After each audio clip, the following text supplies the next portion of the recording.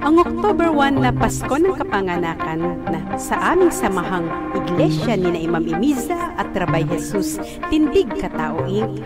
ay okasyon kung saan ang uha ay umalingaw-ngaw na dapat ay NEWS, news sa buong mundo.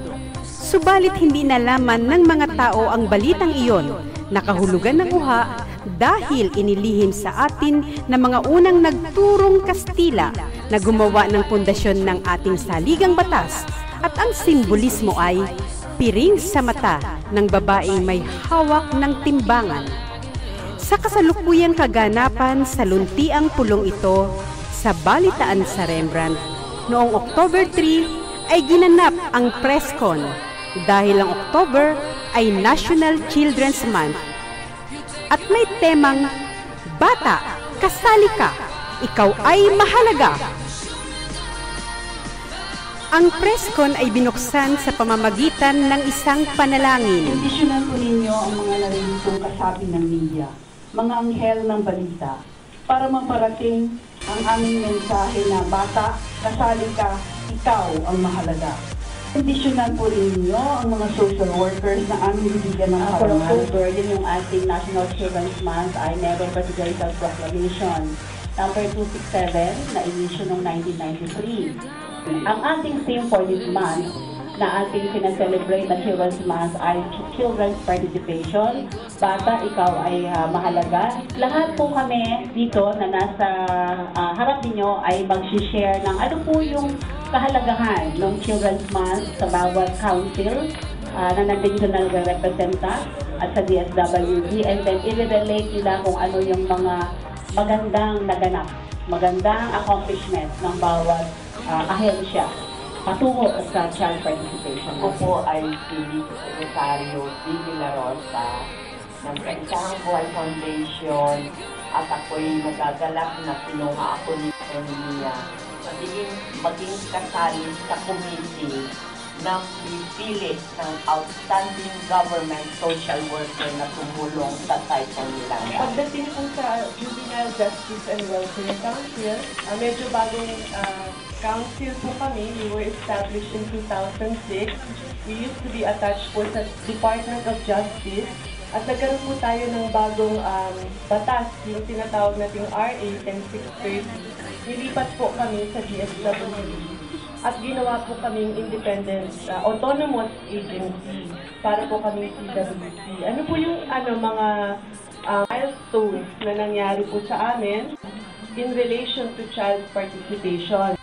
Doon po sa RA 10630, yung pong bagong batas natin, binago po yung structure ng JJWC. Dati po, national lang po ito base. Ngayon, meron na po tayong regional JJWC. So, we expanded po. And from that expansion, the membership also changed. So, meron na po tayong addition ngayon ng representatives ng mga youth and children sectors mismo doon sa membership po ng RJJWC. Ano po yung nito, significance nito? When it comes to decision making, children are represented in the RJJWC. Pagdating naman po dun sa isa pa naming milestone, as part po of Children's Month, ang 4th week po nun, dineclare din po ng ating President bilang Juvenile Justice and Welfare Consciousness Week. So every 4th week of October, we celebrate it po sa JJWC. Kasama po namin yung CWC at yung iba pang mga child rights organizations and coordinating agencies. Kasama din po doon yung participation ng mga bata. Sinasama po namin sila sa mga activities namin. Lastly po, of course, yung very controversial po nating issue on minimum age of criminal responsibility. Nung nagkaroon po tayo ng efforts doon sa Congress na pababaan ito, isinama po namin yung bata, nag-participate po sila para i-oppose yung lowering na yun last May. Si Attorney Mia Castro, I represent po Consuelo Foundation. Isa po kaming private foundation founded by the late Donna Consuelo Zobel Alzer. So, 25-year-old foundation po kami, and we support and implement programs on child abuse prevention and treatment all over the country. natutuwa po kami. Maraming salamat, Eric, sa pag-invite, sa pag-organize, at lalong-lalo na sa ating mga media friends. Kasi para sa akin, isang child advocate and member of the NGO non-profit philanthropic community, ang pagdalo niyo po dito, yung mere presence niyo ay isang malaking simbolo na nakikita niyo na mahalaga ang mga bata. And swak na swak po siya dun sa theme natin ngayon na bata, kasali ka, ikaw ay mahalaga. And maybe, you know, it's not just celebrate po ng National Children's Month, it's not just parang a symbolic thing, but hopefully we really take the time to reflect on the issues affecting our children in the country. Kasi sabi nga nila, kung ano yung kondisyon ng mga kabataan sa ating bansa, yun ay isang refleksyon ng lipunan at ng ating maturity as a country, as a nation. So, natutuwa po kami that we were invited by DSWD, CWC, Director Pat, our friends here. And yung siguro pong specific lang po na participation din namin dito sa month-long celebration na ito ay yung pag-partner po namin with DSWD and CWC dun sa national, sa isang search po for exemplary social workers na tumulong sa Yolanda. So, si Director Paco will explain a little bit more about it later. Pero siguro yung sa amin lang po sa Consuelo, gusto ko lang pong i-share kung bakit po namin itong naisipang suportahan. Kasi after Yolanda po, kagaya po ninyo at maraming mga non-profits and other government agencies, tumulong din po kami and ongoing we are conducting disaster response project for 3 years. And ako po personally and my colleagues, nakita po namin, na-witness namin yung dedication ng mga social workers on the ground in the different regions na tinamaan ng Yolanda. And nakaka-inspire po talaga kasi yung kanilang selfless dedication ay damang-dama at makikita natin na day in and day out they will be working and serving others in spite of the fact that sila rin po mismo ay mga nabiktima. Sila rin po ay nawala ng bahay, nawala ng mga kamag-anak, mga loved ones, and yet they're there to serve and performing their duties.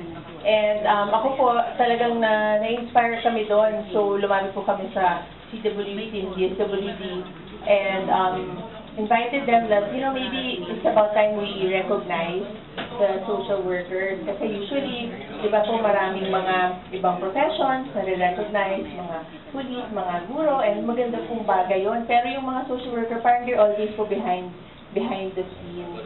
And isa po siyang napaka-noble na profession because para sa akin, isa lang siya, maraming profession, like ako, kami, lawyer, hindi panyera. Pero yung social work profession po, ito yung profession na talaga ang sole purpose ay makatulong sa kapwa. So talagang napaka-ano po. And in my work rin before, yung mga attending, prosecuting mga child abuse cases and working with other child advocates, kita-kita talaga yung dedication ng mga social workers. So, isang maliit na bagay lang po ito sa pakikipaglakas namin sa National Children's Month. And we're very, very honored that we are part of it and we were able to tap into very, very distinguished people like nga po si Cherry na tumutulong po sa amin dun sa aming technical working group, different kinds of non-profit leaders and government leaders para makahanap talaga and mabigyan ng parangal at ng reward. At let's hear from Asek Jodromo tungkol naman sa participation ng DSWD. Parte naman sa DSWD, ano ang mga programa in support of child protection, participation. Hindi lang ito na tinatanggap namin na isa sa mga prinsipyo o karapatan ng mga bata. Binigyan mo ng buhay ito in specific centers and institution. Ang DSWD ho ay mayroong rehabilitation center for children kung saan nandito yung mga children in conflict with the law. We have one center per region. Dito ho may kinreate in 2012 Child Participation Council. Sa unang pagkakataon, binigyan ng isang struktura at saka opportunity ang mga wards natin na maka-participate sila in running the center for their own rehabilitation. Ang tawag dito ay Child Participation Council, kung saan ang lahat ng mga kabataan na nandoon sa center na yun, nag-i-elect sila ng mga kanilang mga officers. So the usual president, vice president, secretary.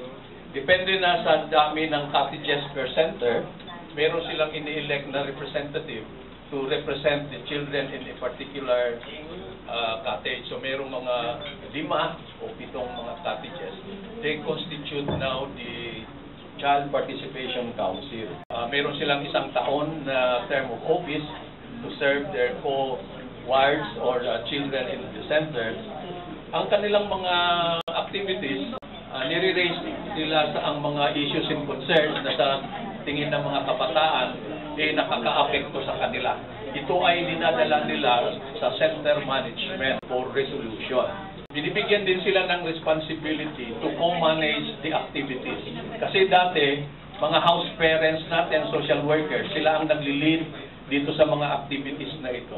But under this Child Participation Council, yung mga kabataan na mismo ang nagbibigay ng leadership, ng guidance sa kanilang mga kapwa kabataan kung paano i-implement, i-improve pa ang mga programa sa center. They also participate in the regular staff meeting of the center. Na dati, hindi yan sila kasama. Mga social workers lang natin, government employees lang ang nagmi-meeting. Ngayon, kasama na ang mga officers ng council na ito. Para tunay na mayroon sila ding ownership, mayroon silang responsibility in running the center. Yun ho ang para sa mga lalaki. Meron din ho tayong center, Home for Girls, dito sa NCR, we call it Marilac Hills. Mga babae naman ang mga ito, victims of different types of abuse. Have the same structure. Meron ding Child Participation Council na binuo, may election din ng mga officers din nila. May representative per cottage. We have 5 cottages Marilac. Ganun din ang kanilang mga partisipasyon at saka mga function. May pagkakaiba ho dito sa Marilac. Kasama na ang bata doon sa committee ng donation. Usually kasi aside from the budget of the DSWD, maraming nagdo-donate from private persons, civil society groups, corporations, tumutulong sila dito sa mga centers natin. Kaya nagdo-donate sila, may pera, mayroong pagkain, mayroong supplies and materials. Dati, ang nag-a-account lang ito, government staff lang. Sa experience daw nila, maraming tanong ang mga kabataan, saan napunta itong mga donation na nalalaman nila. Kaya para maiwasan na ang mga ito, binigyan sila ng puwang opportunity. They sit as a member of the donation committee, pati inventory committee. So merong transparency, actually lahat ng dumarating, tinatanggap sa center, alam ng mga kabataan, nire-record nila ang mga ito. Then kasama rin sila sa pag-inventory kung anong mga nasa stock para alam nila kung ano pa ang meron dyan, ano na ang nagamit. Dahil ho sa may limitasyon ng DSWD in terms of our staff, yung mga officers na ito, sila mismo ang nagkakandak ng random check, binibisita nila without prior notice yung mga cottages. Kaya sila ang nakakatuklas na mayroong mga pera. Pinagbabawal ho ang pera sa Marilac Hills. Kahit galing pa sa kanilang mga magulang, hindi ho sila pinahahawak ng pera. Mayroon pang mga incident in the past na may alcohol na nakakapasok. Kaya sila na mismong mga kabataan ang mga nag-i-inspect at saka talagang i-ensure nila na huwag nilang gawin yon. And over time, napabawasan na rin itong mga incidents na ito.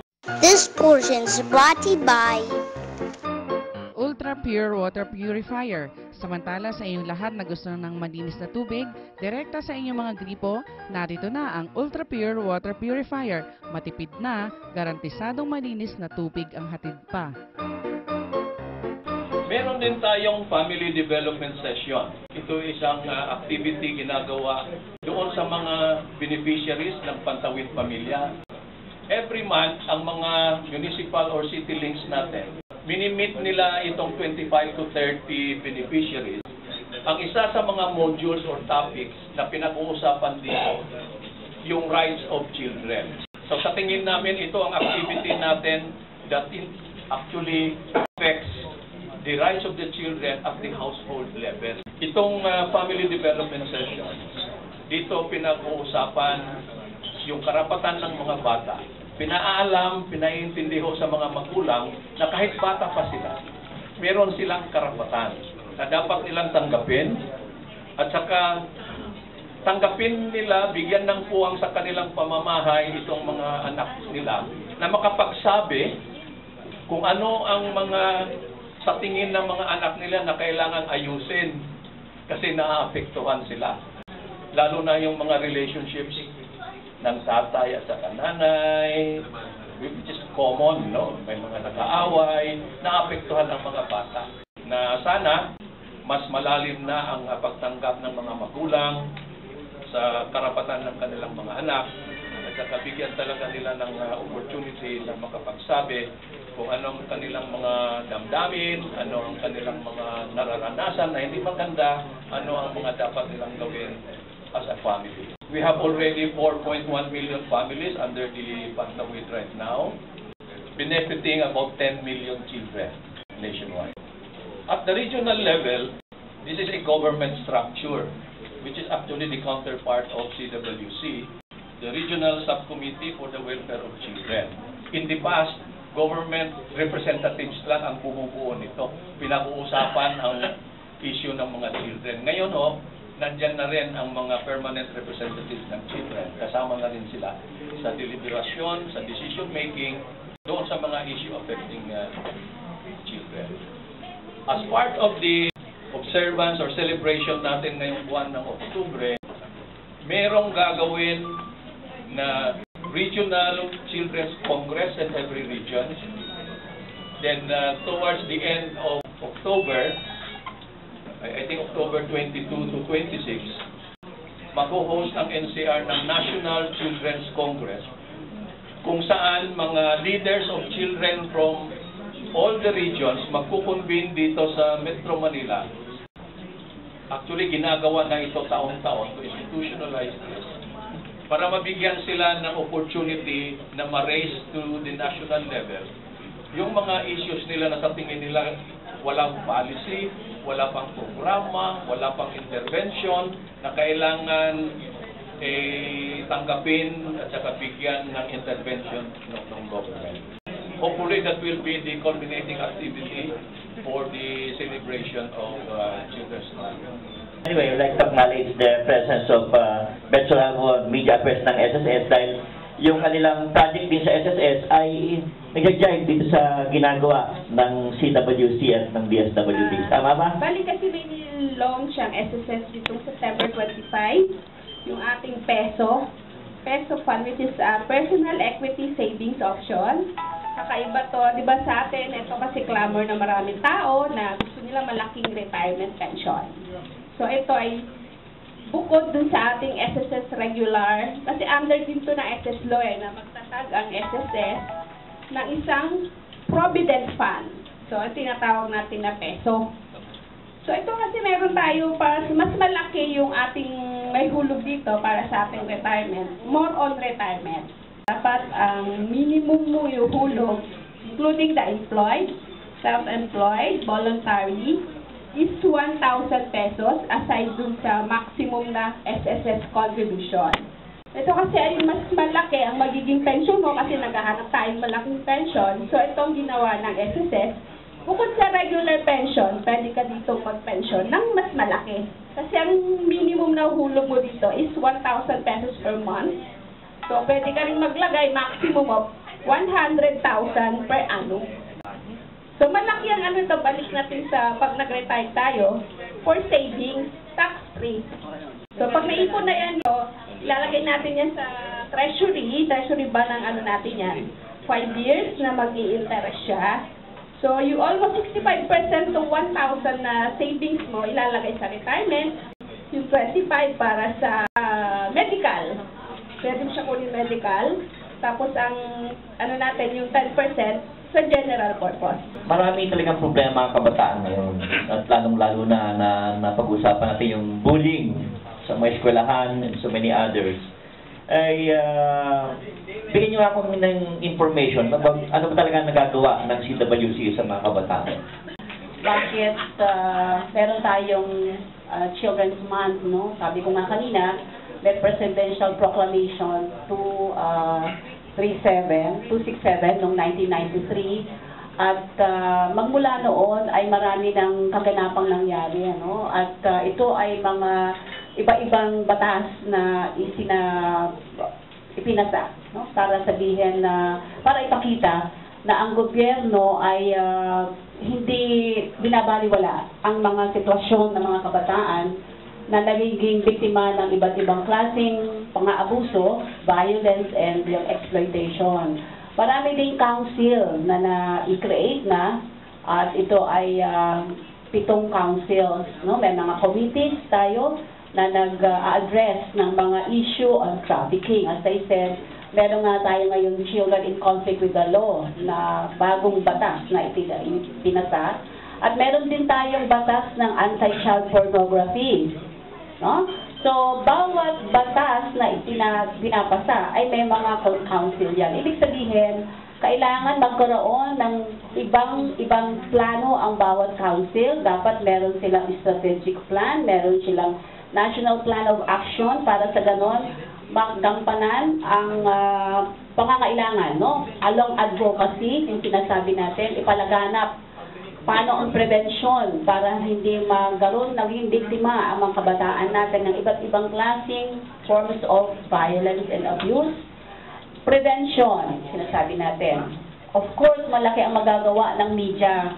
Kaya kami natutuwa na nandito ang ating partner sa media. Tulungan nyo kaming ipahayag sa buong Pilipinas na paano dapat mangalaga ang isang bata sa kanyang sarili para hindi siya maabuso, paano makakatulong ang pamilya, paano makakatulong ang family, ang komunidad, at of course the national. Kami ng National Agency, ang Council for the Welfare of Children, kami ang nagmo-monitor kung paano ini-implement ang mga iba-ibang batas.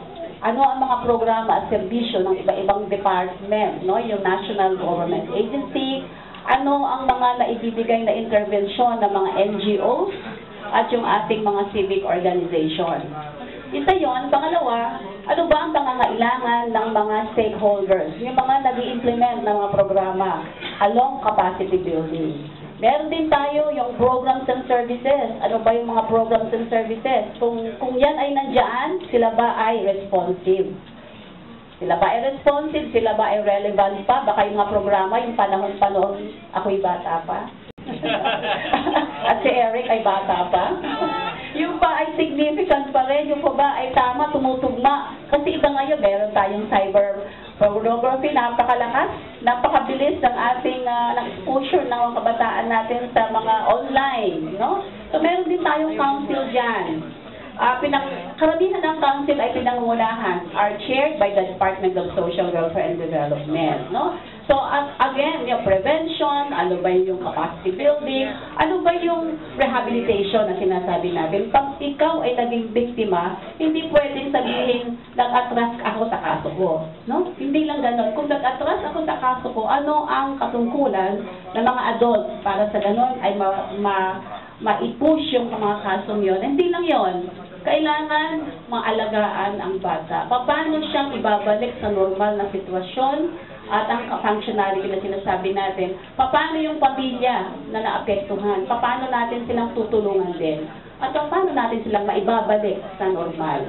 So, yun yung mga focus ng mga council natin, ng ating mga government agencies at different organizations. Now, kung National Children's Month naman, merong every year yan, no? Merong every year na tema. Bakit ngayon ang tema ay child participation?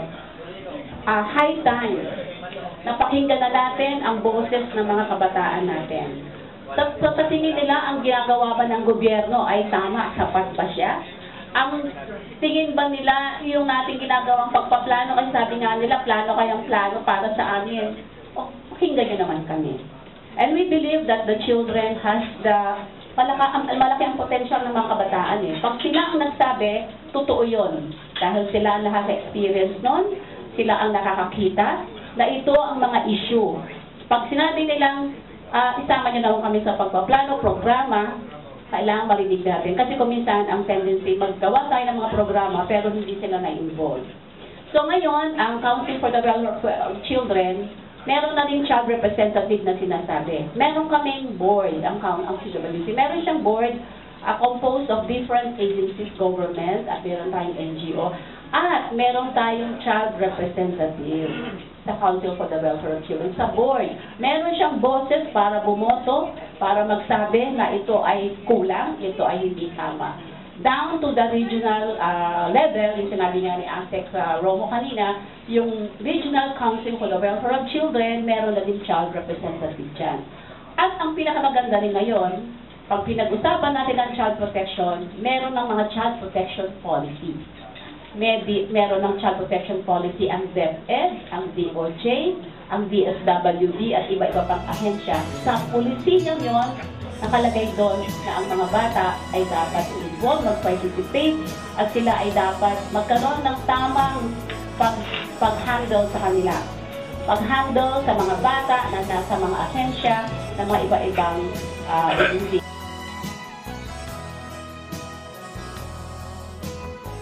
Culminating kick-off natin, ang malaking walk for awareness ang mangyayari. Yun ay may 8,000 participants.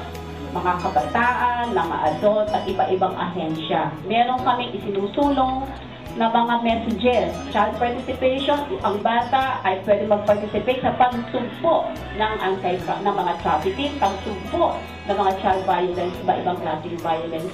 At yun ay meron din tayong ilo-launch na guidebook on child participation.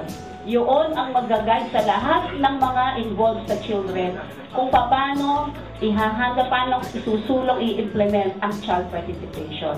At meron din tayong Sipat Batang Photo Contest, may mga winners na doon, ilo-launch din natin doon, bigyan sila ng award doon. At yung ating interagency against child pornography na poster advocacy, ilalahad din doon. Sa end of the month, marami tayong mga activities sa different agencies. Kami nga natutuwa na lahat ng ahensya ay nakipag-participate dito sa Children's Month. Maraming mga symposium, maraming mga art contest, photo contest. Ang Robinson ay nakipag-partner sa amin. Meron silang mga activities din. Ang SM, no, nag-provide sa amin ng venue for the art contest sa SM Kaidong. At ang Vice Mayor's League of the Philippines, nakipag-participate din. Magkakaroon din sila ng National Summit sa October 22 to 27. At ang ating culminating activity, ang pinakahuling activity, ay yung ating National Summit on Children. Doon nakikita ninyo kung paano sila ang magpapatakbo ng summit. Sila ang nag-iisip anong mga issue na gusto nilang ilahad sa mga legislators.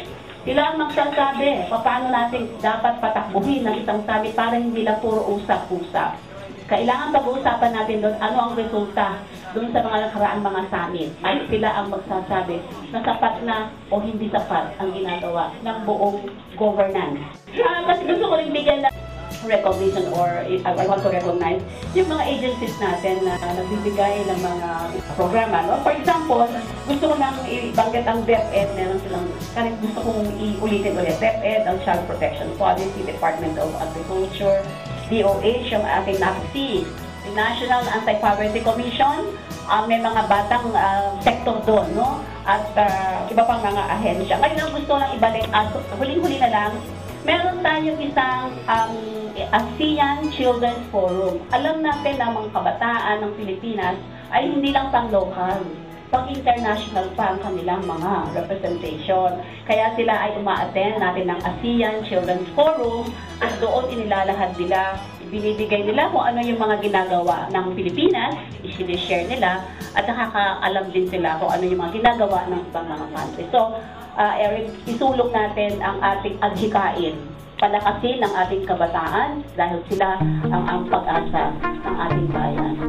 Sa ganang amin sa tindig, isa sa kasanayan namin sa aming mga gawain ay kaisa at kabahagi na namin ng aming mga kabataan sa larangang aming ginagalawan. bilang bahagi ng alpha o simula ng kanilang pundasyon. Awareness ang taguri doon.